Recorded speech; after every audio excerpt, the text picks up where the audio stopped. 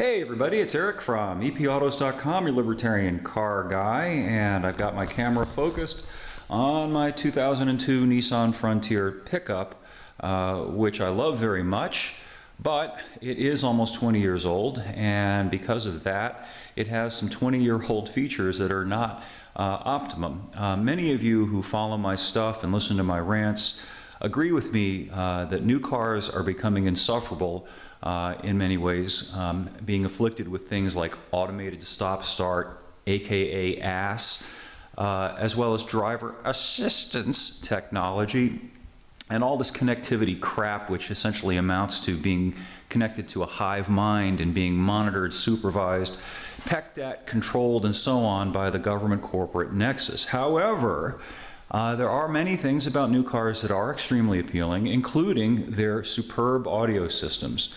There's no doubt that modern cars, and even the low-end cars, the cheap cars, have phenomenal car stereos, and that's something that you can adapt, just like a Borg, to an older vehicle like this. In fact, you can integrate it so well that it looks like a factory system. Let me show you what I had originally. Now, back in 2002, this was not a bad stereo. It even had a CD player. It had 4 crappy speakers, just like that. But by today's standards, it's a real pile of junk.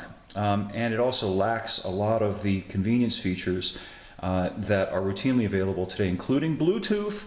And with Bluetooth, you no longer need the CD player because you can stream digital music through your phone or your iPod or Pandora or whatever, and that means no longer having to cart around a gigantic case full of CDs. Also, just in terms of fidelity, output, and so on, the new stuff is just light year superior, and the secret is it's cheap. You can get a phenomenal stereo, and I'm going to show you what I got for around 200 bucks or so with speakers. And the other cool thing is that you can get units that fit almost seamlessly and perfectly with what you had originally. You don't have to hack up the wiring harness. They come with everything that you need to make it a plug-in installation, and the end result, let me show you what I got now. So, here's my new unit. I know the lighting here is kind of crappy, but nonetheless, it has not only got Bluetooth, it even has a little slot for a USB charger. It can stream Pandora, and it has probably 3 times the power of my original system. And as you can see, it even has the mood lighting.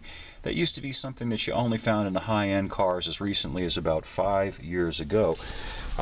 Again, I'm sorry for the crappy lighting, but you can see that it's about the same shape. It bolted more or less into the stock position. Very easy to install.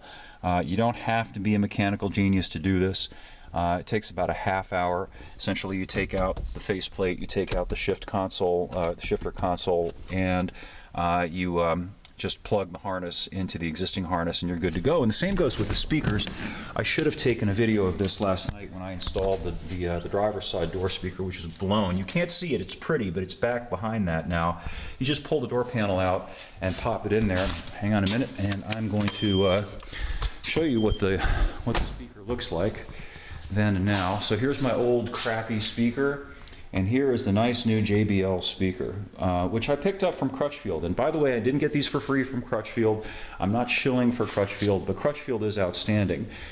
You can go on their site and you can put in your vehicle, its year, and so on, and they'll call up a whole array of options for audio systems that are plug and play and just bolt directly into whatever vehicle you're driving.